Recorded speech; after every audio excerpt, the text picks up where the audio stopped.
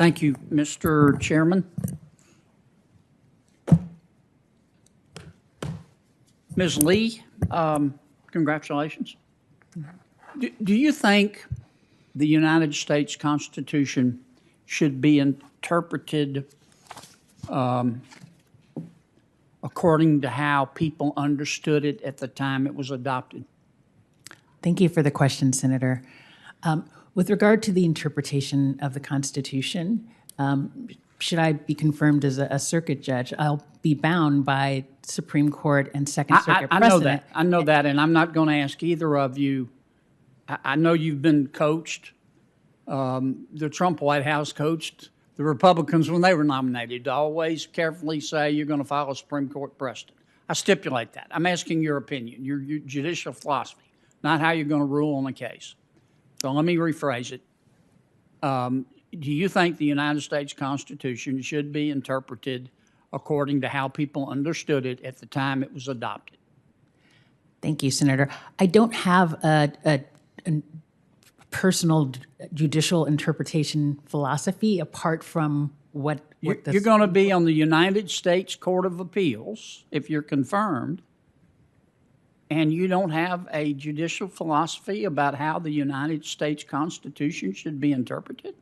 Well, Senator, in terms of how it would be interpreted, I'm going to be bound by how others have said the circuits, the judges interpret it. And so... Yeah, but we don't decide cases using algorithms and just take all the United States Supreme Court cases and put them in. And they haven't addressed every issue.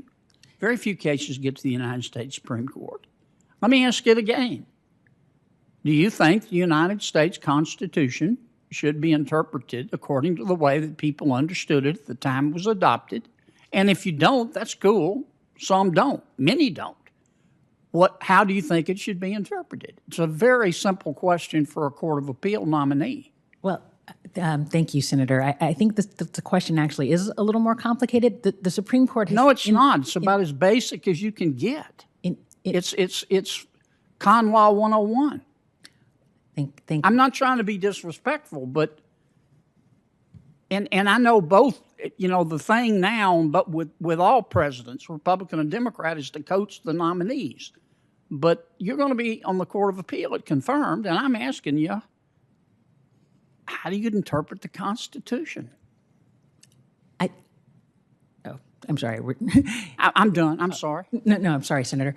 No, I think certainly the interpretation of the Constitution has to start with the text, and to the extent that that's not, to the extent that that's unambiguous, that's what we work with. But in terms of whether or not, when there's lack of clarity and there's a need to look to something else, I do think that in fact precedent gives us a lot of examples. Let me try it again.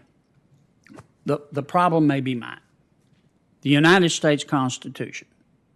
Do you think it should be interpreted according to the way that people understood it at the time it was adopted, or another way?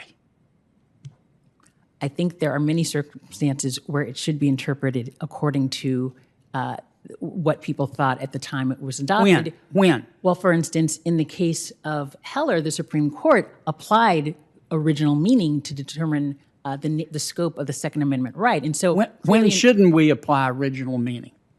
I think when there are Supreme Court precedents that apply something, have applied something on an original question. I'm sorry. When on a situation or a right or a privilege that, and I'm sorry to have to interrupt you, but we have so little time. Under what circumstances do we not interpret the Constitution according to the way that people understood it at the time it was adopted?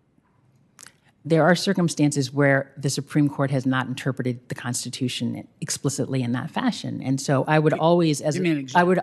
What example are you thinking about? Well, there are times in the context of judging what is cruel and unusual punishment under the Eighth Amendment, where the Supreme Court has looked to... That's a good example. Look to prevailing norms in terms of interpreting... I got 15 seconds left. I'm sorry. Let me try it again. You get a constitutional case. There's no precedent on it. So you've got to interpret the Constitution. And I think I understand your testimony to be that sometimes we interpret the Constitution according to the way that people understood it at the time the Constitution was adopted, and sometimes we don't. How are you going to proceed? How are you going to decide which of those philosophies you're going to use on a particular case?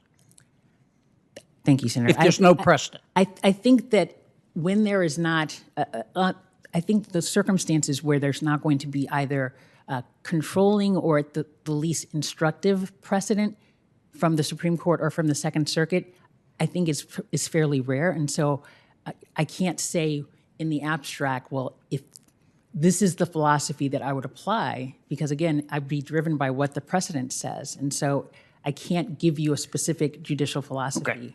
I'm way over. Listen, I'm going to send you both a letter. I can't vote for you if I don't know, and I didn't get a chance to talk to you, Ms. Ross. I can't vote for you if I don't know what approach you're going to use to interpret the United States Constitution.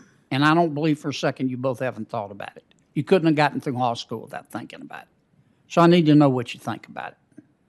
Okay? Thank you for your time. And I'm sorry I had to interrupt. No.